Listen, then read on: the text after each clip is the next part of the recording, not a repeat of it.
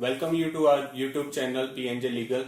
We are 12 years old law firm based in Delhi. We are advising our clients for a startup business plan and financial model. So we are assisting many startups to prepare a business plan because we came across many queries in which the startups are saying whether we should prepare a business plan on a simple piece of paper or prepare some sort of PowerPoint presentation or make it a more professional.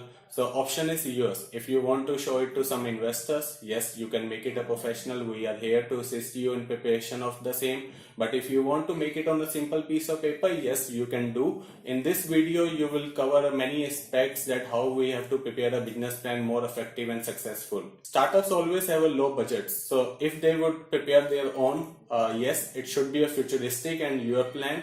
It should not be any theoretical and descriptive paragraphs. So once you are preparing a business plan, you have to make it sure that it should reflect your complete vision and plan for next 3 to 5 years. And it is containing your complete action plan for next 3 to 5 years. So why you need a business plan? Because most of the people keep forgetting things. So they do not remember that what they had prepared in a business plan. And if you have already shown your business plan to any of investors, so yes, your action should reflect that business plan only. While framing budgets for your operational expenditure or capital expenditure, it is always better to refer your business plan. While hiring resources, you can refer your business plan because you might go into overstaffing or understaffing. What is a successful business plan? It should contain your complete research. So once you have researched your business actions fully, then you can prepare an effective business plan. It should also mention about your competitive strength and ability and how you are competing with them. So you have to show a powerful business plan with a complete competition plan for all of your biggest competitors. It should mention about the risk, whatever applicable in your business, product, customer segments, and it should contain a solutions also. So there's no point of mentioning only the risk unless you have provided a solution for the same. It should not be a vague.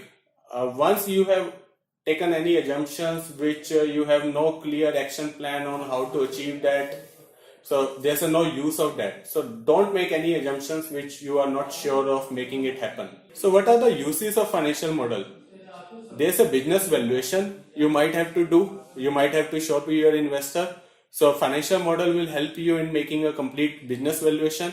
So there might be a scenario preparation for your strategic planning. So if you are planning to make a camp for hiring a person over any university or any of the startup community forum, so you might have to take a scenario where you have to understand your budget, and along with that you have to see that how your operations will be fully effective by appointing how many manpower. So these type of scenario preparations you can do with the help of financial models. There's a cost of capital calculations. So in case of any capital employed by you, there's a cost of capital for that. For the capital budgeting decisions and for the allocation of corporate resources, you always use the financial models. So what are the various valuations which is applicable in the financial model? So many of the startups would be thinking that whether should I show a free cash flow, whether I would focus on my profit after tax figures, or whether I would take just the counting of the gross revenue, which is not more than your turnover, so it's just gross receipts. So you might be thinking that how I will focus my financial model and what valuations I should use in that financial model. Most of the relevant valuation method is your free EBITDA. So EBITDA after satisfying your interest burden and tax burden. So your free EBITDA is the reliable measure which you have to take into account for financial models. And most of the investors are also interested in that because revenue you can certainly accelerate it on a certain period of time. In a 1 month you will have a good revenue, on a second month you will have a lesser revenue.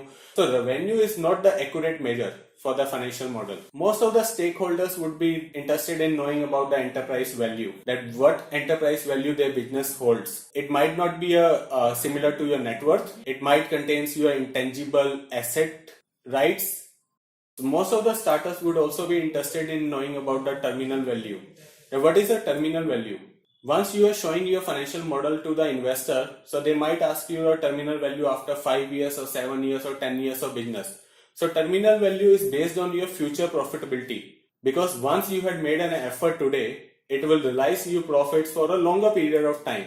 Once you will enter a contract today with some party, That party might give you a contract many times in the future.